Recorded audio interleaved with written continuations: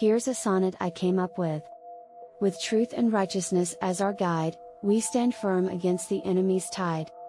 The gospel of peace upon our feet, we march forward, never to retreat. With faith as our shield and salvation our helm, we are victorious in God's realm. The sword of the Spirit, the word of God, our weapon against the enemy's fraud. So put on the armor of God each day, and stand firm in the battle, come what may. For with God as our strength and guide, we shall overcome and never hide. In this armor we find our strength and might, to stand firm and fight the good fight.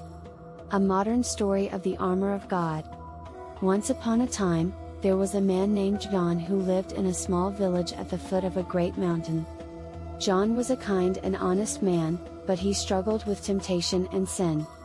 He often found himself giving into his desires and falling deeper and deeper into darkness. One day, John decided that he had had enough. He set out on a journey to the top of the mountain to seek guidance from the wise old hermit who lived there. The hermit listened to John's story and then told him about the armor of God.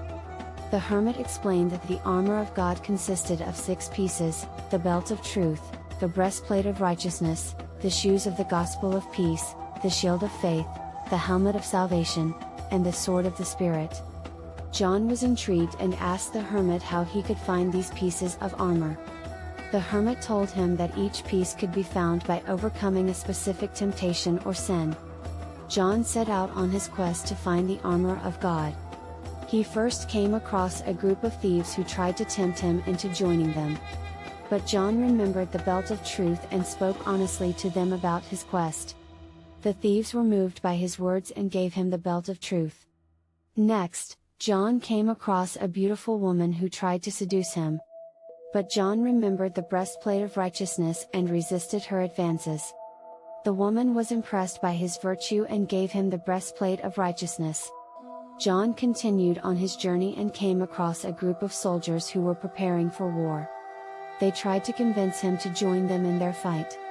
But John remembered the shoes of the gospel of peace and spoke to them about forgiveness and reconciliation. The soldiers were touched by his words and gave him the shoes of the gospel of peace. As John continued on his journey, he came across a dark forest filled with all manner of beasts and monsters. He was afraid, but he remembered the shield of faith and held it up high.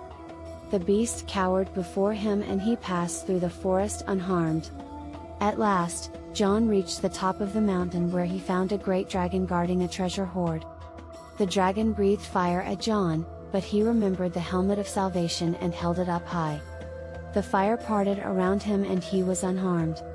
John approached the dragon and drew his sword. But then he remembered the sword of the Spirit and instead spoke to the dragon about love and forgiveness. The dragon was moved by his words and gave him its treasure hoard.